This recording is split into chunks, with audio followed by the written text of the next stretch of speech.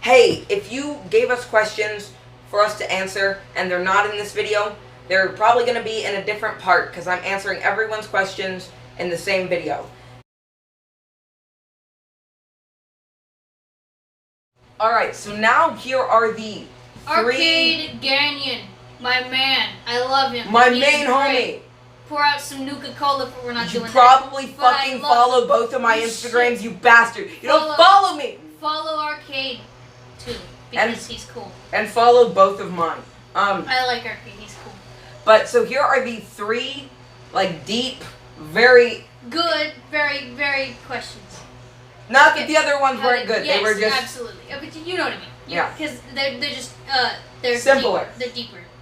No, these are deeper. The other ones the other ones are simpler. Yeah. Okay. So, how we got into actually practicing paganism, witchcraft, etc.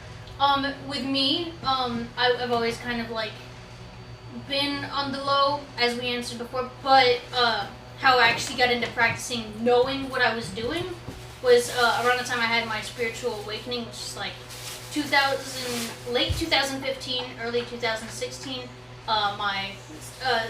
One of my spirit guides, a fucking owl, was like, "Yo, you a witch? Get up now!" Because I was looking up witchcraft videos and I got obsessed, and then some spiritual stuff started popping up and stuff. So, that was a thing, and then I had my whole awakening or whatever. And then immediately as my awakening happened and they were like, "Hey, you're a witch," and I was like, "Oh, okay." And I was being really, really badly bullied because I was openly a witch at school, but I still lived in an environment of very, very anti-LGBT, very, very anti-witchcraft, except for my one secret family member who I still can't say to this day because she still is living in secret. Real quick, we're gonna take a short break and light these for I'm guys. not done answering. No. I mean, no, don't. Okay, so how I got into the moment I had my spiritual awakening and they were like, "Hey, you're a witch. This is what's up." I was like, "Oh damn!" And I started discovering past lives of mine, and I didn't know that otherkin or Therian was a thing for the longest time. So I just knew of my different past lives and had no one to talk to about it, which sucked major ass. And I made an altar. I used to live in a fucking small ass room with the washer and dryer. What's that called? A washroom? Laundry room? Laundry room. Yeah. And I used to live on top of one of them. And I made a tiny altar in there, and they gave me a lot of ish for it and stuff.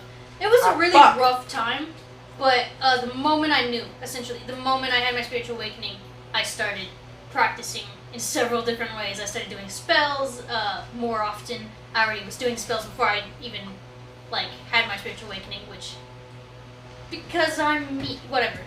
Which is actually information that I've kept secret for a long, long, long time. Because only recently have I come out to the person I live with as a witch, who is also very anti-magic, very, very anti-LGBTQ+ person. So, I'm in danger. How did you start practicing? I'm in danger. How did you start practicing when you knew what you were actually doing? Alright, me? Yeah. Well... consciously, you knew what you were doing. I kind of started at probably when I moved to this city. Because I was about 10 or 11. And my grandmother and mother decided, hey, he's probably old enough, he can probably get a grasp of this. Of, actually practicing. Because before I knew, but I didn't really practice. I just did very simple things. And they started showing me how to do, rain dances and very, little bit more complex spells. As well as make things. The first thing I ever made was a thing to cure my mother's migraines. I actually gave you a dose of it once. Yeah. Did it work? Yeah. Yeah. The first thing I ever blessed was a green arrowhead necklace. Not the one I'm wearing right now. This one's gray. I'm planning on blessing this one. That can be in an episode if you want. We could actually teach you how to do that. I learned how to do that recently. Okay. Next question by the lovely IRL Arcade Ganyan. Oh, I sat on incense. That's fucking probably bad. Have you ever seen someone misuse witchcraft for malicious purposes, i.e. cursing for a petty reason or something. You go first. You go first, because I actually have many. You go first. Well, yes, actually, one of the witches that helped me with my upbringing has done that, as well as the fact that first.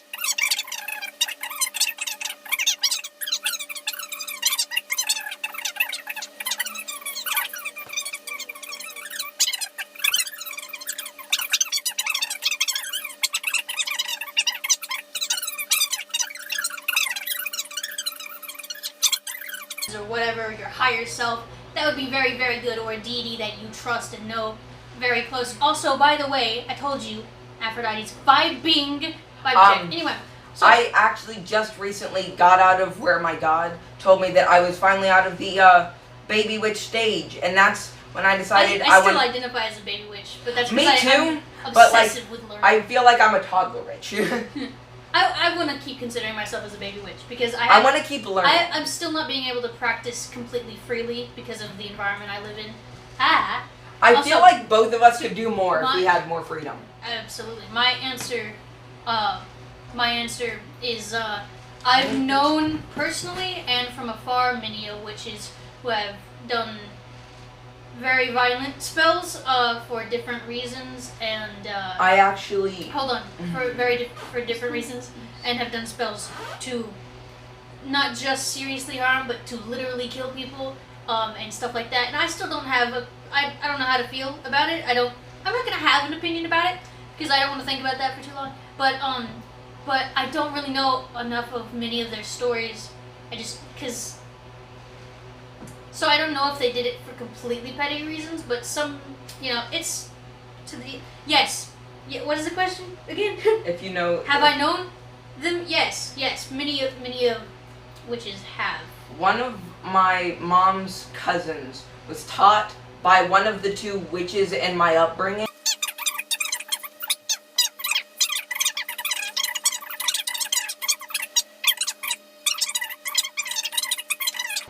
So, yeah. Essential story, the gist of the story, don't shoot a bull in the leg if you don't know how fast it can fucking run. He tried to do a magic to, try and, like, control... A magic.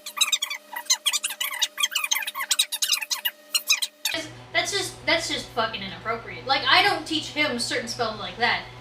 Cause, like, we are in very different, like, we walk different types of paths. And there are certain things that I learned that I don't even use. But I learn it because and there are like I need to know it for a few spells that I like, but I haven't told you that I use because I feel like if you knew, you might get hurt. It's also like there are different types of spells that I know that I don't just go around telling everyone. Any of my friends. Yeah. Because certain friends. If you are my friend, you probably don't know about 90% of the shit I do. He only knows about half of it, and I assume I don't know that much about him.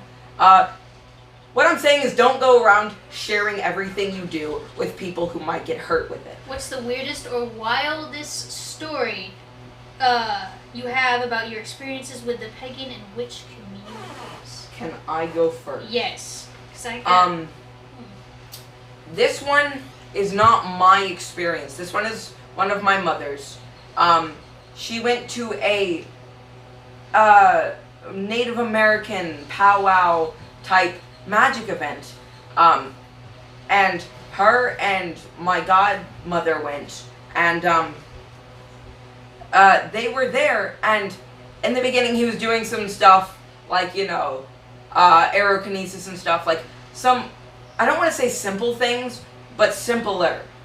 And then once he saw people starting to get into it, she says that he, and I quote, pulled out a bag about this big.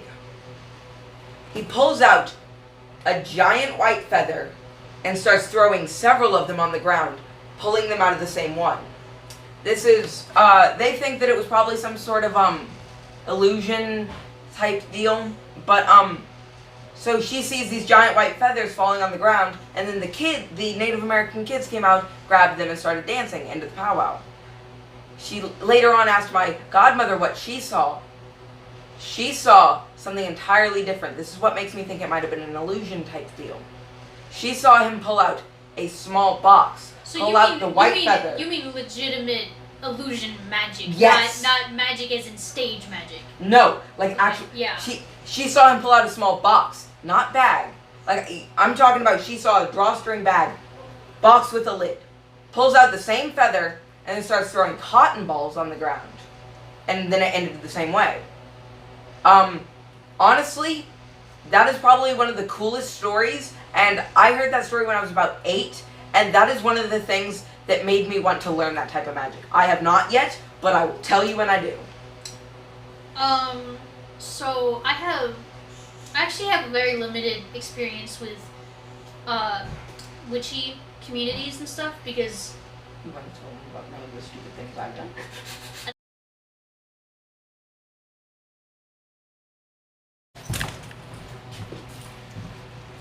Alright. Okay, this question actually took some serious thought and consideration from me, because I've never really had a community-based witchy experience. All of the witches and other individuals I meet are usually one individual, and that it's an isolated kind of experience and all that good stuff. You're in front of a fan. I fucking know, that's why I turned away from it. But basically, this individual, we're going to call him Leprechaun. The microphone's facing up. There we go. This one individual, we're going to call him Leprechaun. Basically, end of, I think, 2018. Yeah, end of 2018, I got my schedule rechanged entirely. And then start of January 2019, my history class was moved. And then I had a history class with a leprechaun. And I never really talked to him. He was like a big fucking dude, and I'm not a big fucking dude. So, you know, and I never really talked to anyone in that class. And I was pissy about my schedule being changed, because I liked how my schedule used to be. But, so I never really talked to anyone in that class. I just did my work, listened to music, and thought about gay shit or whatever.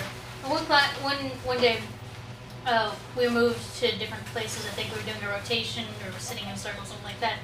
And he was a couple feet from me, and I heard him talking to one of his friends, who is now a convicted child rapist, by the way. Oh, that's a good part of the story.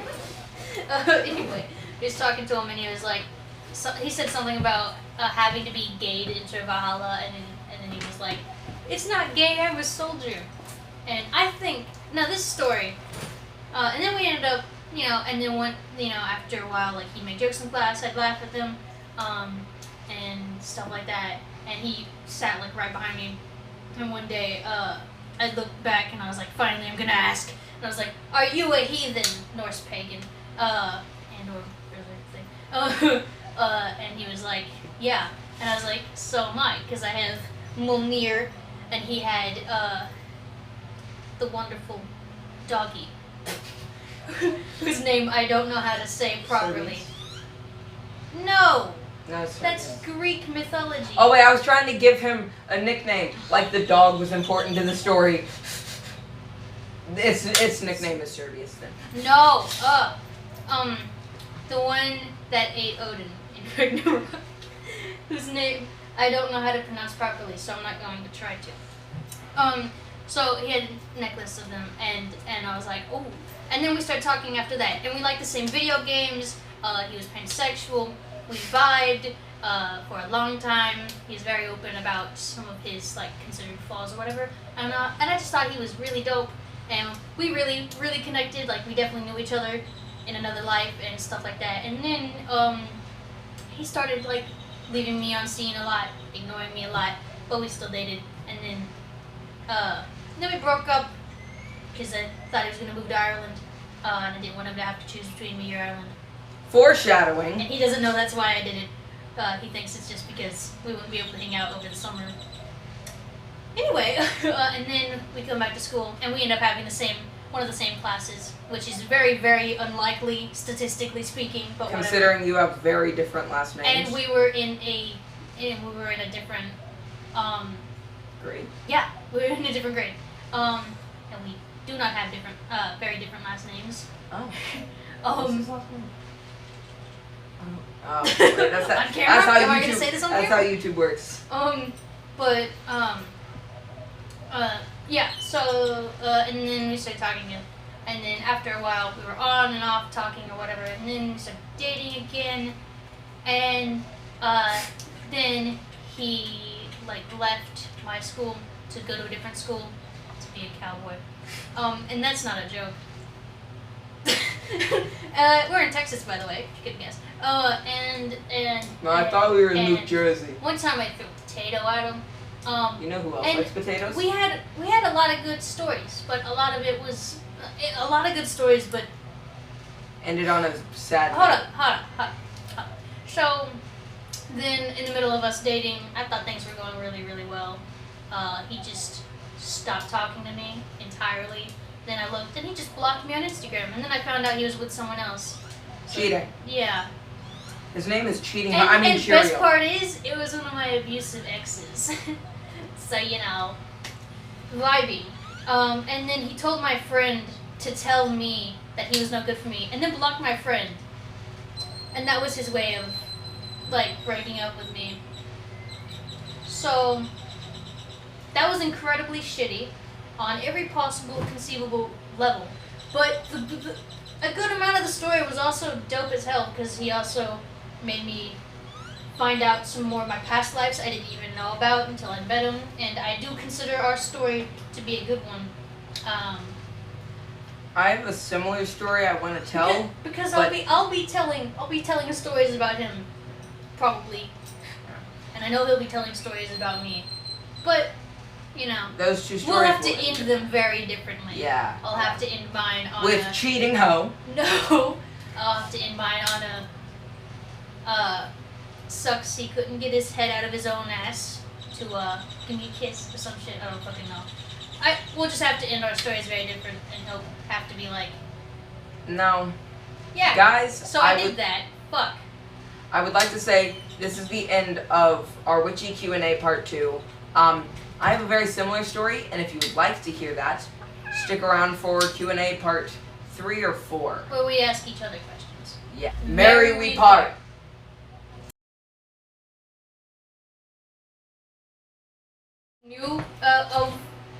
But when I watched it, I had certain feelings towards that character because I already connected to him, and I've connected him in so many of my past lives that the moment he said, Loki's gonna come into your life, I was like, no, how about we just don't do that? And then, obviously, a couple months later, I'm walking through Walmart, and I'm like, I decided that I was gonna do, a new deity every week to start working with, to see who I'd connect with. The first week, I didn't think of anyone by the time it came to that Sunday to choose a god. And then Loki was like, hey, what up? And I was like, great. Oh, by the